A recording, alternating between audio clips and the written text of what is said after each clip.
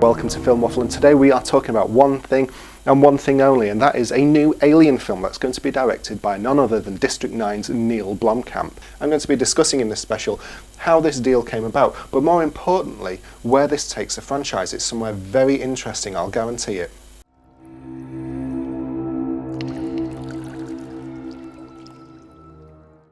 Okay, so it's only been a couple of hours since director Neill Blomkamp announced on his Instagram account that he will be directing an Alien film as his next movie. Now that's becoming something of a trend these days. For example, Lucasfilm announced that the title of Star Wars Episode 7 was going to be The Force Awakens on its Twitter account and on a banner on its website. Now, Neill Blomkamp is an inspired choice for this movie. Now, you may have seen the mixed reviews for Elysium and you may concur with those, but if you look at District 9, it shows that he can use great special effects and great story to absolutely devastating effect. Special effects and a great storyline? It sounds like a director from 30 years ago. Thinking of you, Ridley Scott. And the good news is that me and the other 2 Prometheus fans in the world needn't despair, because Prometheus 2 is still going ahead. In fact, Ridley Scott and Scott Free Productions is overseeing Blomkamp's new Alien film. And for me, what's perfect about this is it's the ideal two-way arrangement. It puts a fire under Ridley Scott. There's someone younger and hungrier for movie success coming up, but also he's there to provide support to Blomkamp, who'll be walking into the biggest franchise of his life.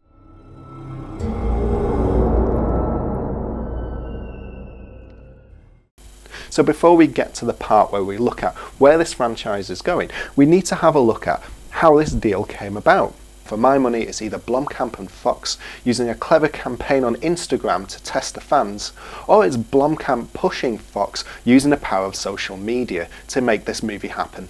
Why do I say this? Well, it wasn't long ago since Blomkamp put up some very exciting images on his Instagram account. He put on his Instagram some frankly stunning images, the likes of which we hadn't seen in Alien before. And they also included some more conventional images, which included the characters of Ripley and Hicks, and they were fighting the aliens one more time, in something that felt much more familiar. Now at the time, Blomkamp said this was really just a vision of things that could have been, that actually this movie wasn't happening. But to me, looking back, it was blatantly obvious that they were testing the market. Think about it. It was putting up concept art that would have been kept under wraps and under huge studio control under normal circumstances. No way would you have been allowed to put that on your Instagram account unless it was for the ends of Fox themselves. Because even though Blomkamp commissioned these amazing pieces of art, at the end of the day, they were commissioned as part of some work he was doing for Fox. Therefore, in copyright terms, they belong to Fox and the artist, and probably in some ways less so to Blomkamp. So he would have been in real trouble had he put them up without any kind of permission. I think Fox would have got really annoyed about that. Now, they were testing reaction, they were seeing what we thought, and our reaction was absolutely overwhelmingly positive, mine included. And it's great news really that this film's being made, but I think it was being made all along. They were just testing our reaction. And it's funny because it reminds me of that Deadpool footage, you know, the CG stuff that they put out not so long ago and then was quickly taken down as if it was leaked. And really, looking back, it probably wasn't.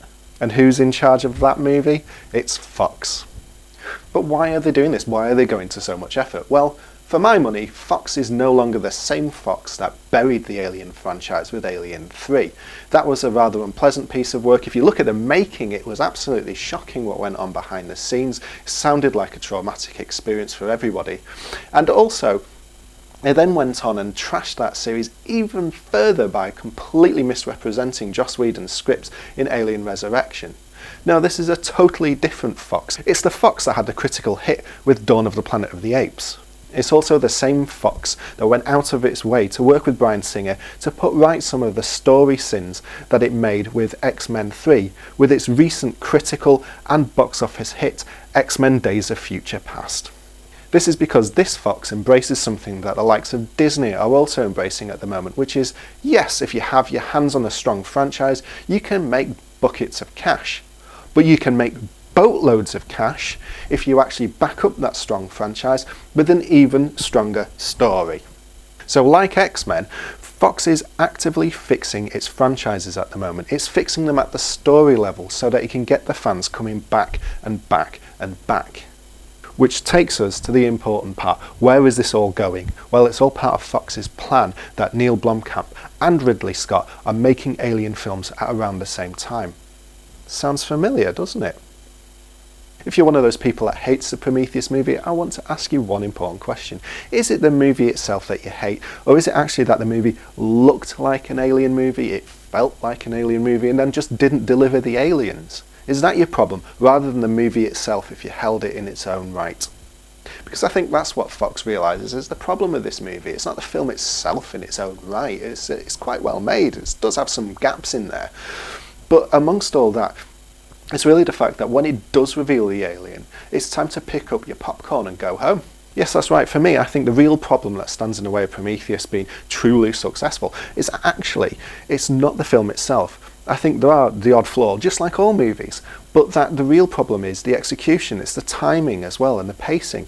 That what happened was, we'd seen Prometheus, and we knew that when that film finished with severe lack of alien action, we knew that we weren't going to see another Prometheus film for a long time, because that's how they tend to release those alien movies. And things perhaps got even worse when Ridley Scott was going to all the major news outlets and saying you probably weren't going to see the alien again. He was kind of tired of doing the alien.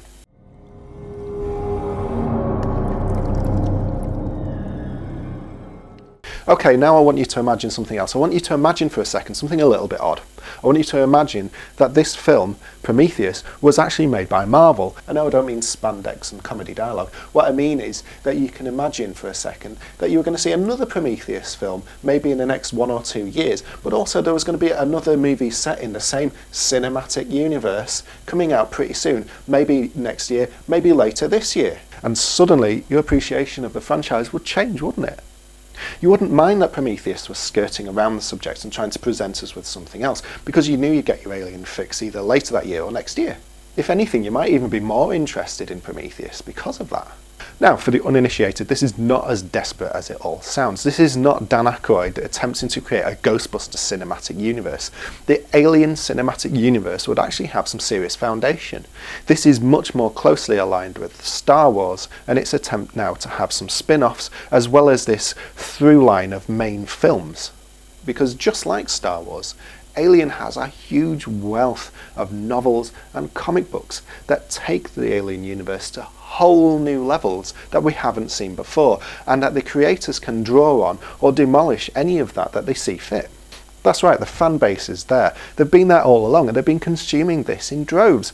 I just finished Alien Isolation on my PC. I absolutely loved it. Even while the films were clunking at the cinemas, the fans have been reading novels that took them to the alien homeworld, that took them to huge battles on planet Earth itself.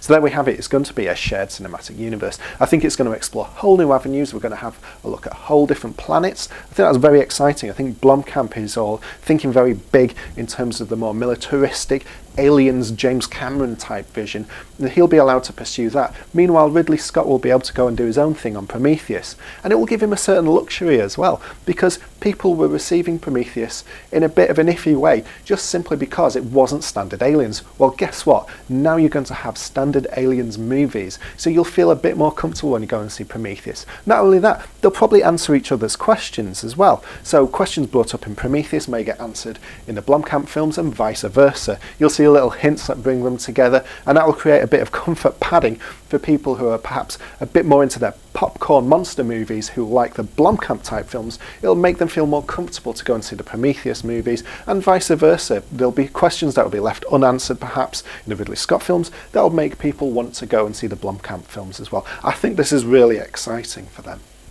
And I think they're going to take some bigger chances as well, not just in strange alien worlds, but we're going to have a look at different types of aliens as well. They're going to involve this franchise, and the problem with the old Alien films, I'm particularly thinking about Alien 3 and Alien Resurrection, was they kind of got stuck on the rails. They were just repeating what went before, but they weren't doing it particularly well because they didn't have quite the same vision. They were kind of scared of doing anything different. Well, now they can. Now one film's success will buoy up the success of the other. I think that's very exciting for the Alien franchise.